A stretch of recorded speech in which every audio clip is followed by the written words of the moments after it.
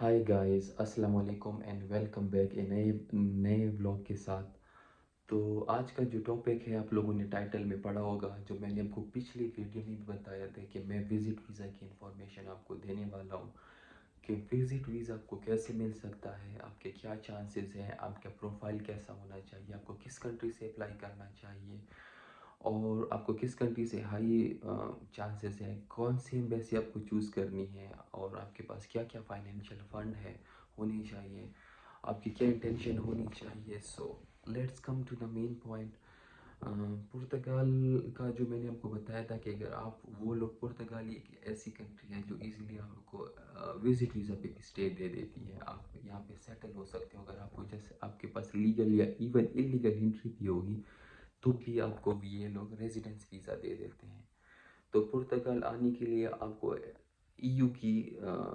Visa होना चाहिए। EU का जो भी 26 कंट्रीज़ हैं, फ्रांस, बेल्जियम, नीदरलैंड, जर्मनी, जितने भी हैं, तो आप गूगल में चेक कर सकते हैं कि ईयू में कौन से शेंजन जोन में कौन सी कंट्रीज़ आती हैं। तो उनमें से आपको किसी भी कंट्री की एंट्री होनी चाहिए और आप फिर पुर्तगाल में आके आप अपना रजिस्ट्रेशन कर सकते हैं। तो पूरा प्रोसेस तो मैंने पिछले व्लॉग्स में बताया है, आप जाके सर्च कर सकते हैं कि पुर्तगाल में रेजिडेंस डॉक्यूमेंट आपको कैसे मिल सकते हैं इवन आप विजिट वीज़ा पे लैंड करते हो। और 100% पॉसिबिलिटीज़, इज़ नॉट लाइक कि आपको रिफ्यूज़ भी होगा। ऑलमोस्ट सबको ही वीज़ा मिलता है बट टाइम लगता है उसमें। तो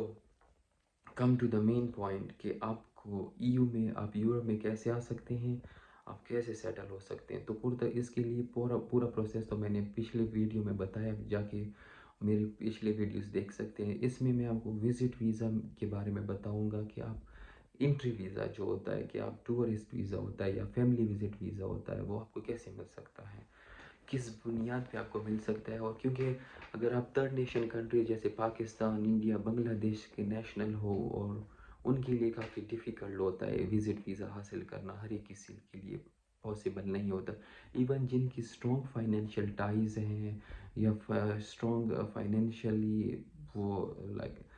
हैं, उनके बिजनेसेस हैं, उनको भी वो लोग डाउट करके वीज़ा रिफ्यूज़ कर लेते हैं। सो आपको कौन सी कंट्रीज ईयू में चूज़ करनी चाहिए। लेट्स सपोज अगर आप पाकिस्तान में हो, बांग्लादेश में हो, किसी भी कंट्री में हो, आपकी एक स्टेबल जॉब है, अगर आप यूरो में कन्वर्ट करो, अगर आपकी 1500 से, अगर आपकी 1500 यूरो से ऊपर आपकी माहाना तनख्वाह है, 1000 यूरो से भी ऊपर आपकी माहाना तनख्वाह है, आप मैरिड हो, आपकी बीवी बच्चे हैं,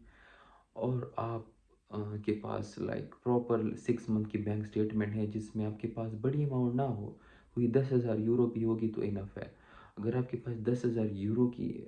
स्टेटमेंट है, अगर आपके पास 6 मंथ की पे स्लिप है, अगर आपके पास टैक्स रिटर्न है, अगर आप लाइक प्रॉपर जेन्युइन एजुकेटेड बंदे हो, देन आपको चूज़ करना है स्ट्रॉन्ग कंट्रीज़ जैसे जर्मनी हो गया, फ्रांस हो गया, नीदरलैंड। स्पेशली जर्मनी को चूज़ करें, वो आपको वीज़ा देगा, डेफिनेटली देगा। इवन क्योंकि उनकी वीज़ा पॉलिसी स्ट्रिक्ट है, बट अगर आप जर्मनी को चूज़ करेंगे तो वो समझ जाएंगे कि भाई बंदा ही हमारे पास इंटरव्यू के लिए आया है, और एम्बेसी इंटरव्यू नहीं लेती, जर्मनी इंटरव्यू भी लेती है। तो इंटरव्यू का बेनिफिट ये है कि आप उसको प्रॉपरली एक्सप्लेन कर सकते हो कि आपका प्लान क्या है, आप इतने दिन के लिए इधर जा रहे हो, लेट सपोज आप फ्रैंकफर्ट जा रहे हो, उसके बाद उधर जा रहे हो, डेनमार्क जा रहे हो, तो आपका इतना दिन का ट्रिप है, वो वापस आओगे, वो आपसे इंटरव्यू में पूछेंगे आपके कितने फैमिली मेम्बर है, वो सब कुछ आपकी वो जॉब क्राइटेरिया दे के आपको वो डायरेक्टली वीज़ा अप्रूव कर लेते हैं। वो उधर यूरोप हाई कमीशन में बेचते ही नहीं, आपको उधर एम्बेसी से वीज़ा इशू करवा देते हैं अगर आप स्ट्रॉन्ग फैमिली बैकग्राउंड, एजुकेटेड हो और आपका।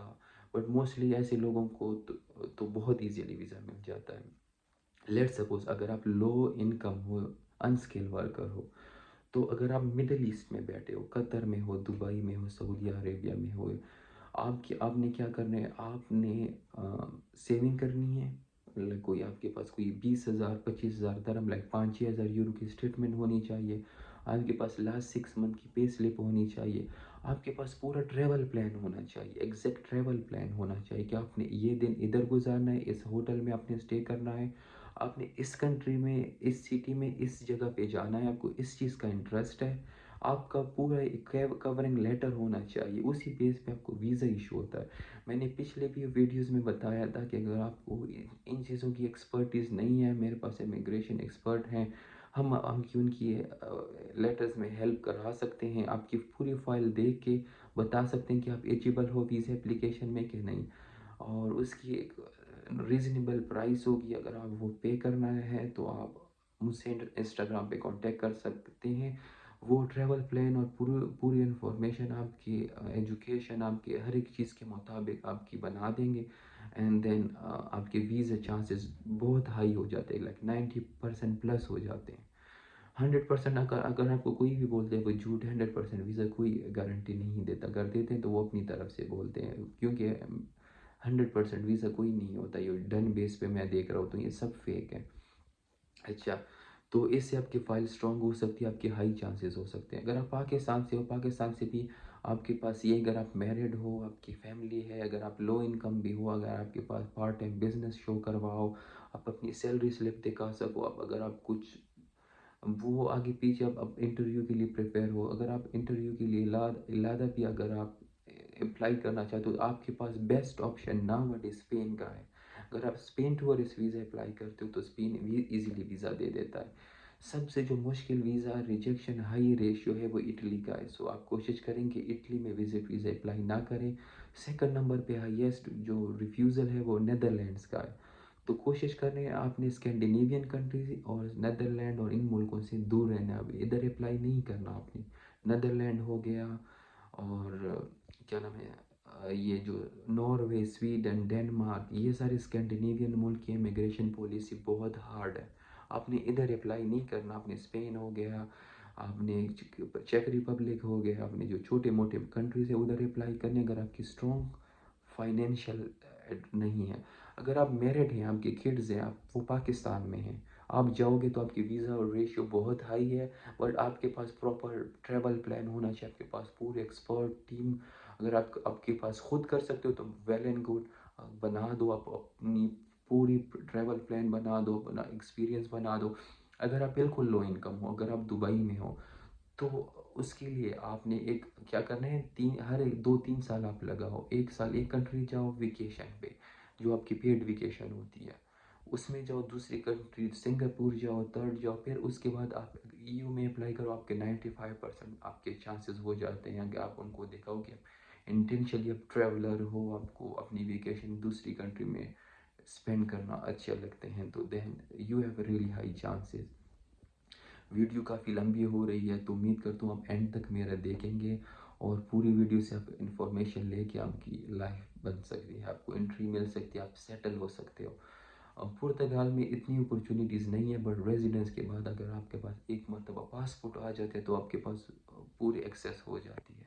امید کرتا ہوں ملتے ایک نئے بلاگ کے ساتھ، آپ کو میری یہ ویڈیو پسند آئی ہوگی، اور کافی انفارمیشن میں نے شیئر کی ہے۔ میں پارٹ 2 بھی اس کے اور بھی ڈیٹیل سے بناؤں گا جو بالکل لو کیٹیگریز کے ہیں ان کے لیے بھی۔ اپنے دعاؤں میں خیال رکھیے گا، اللہ حافظ۔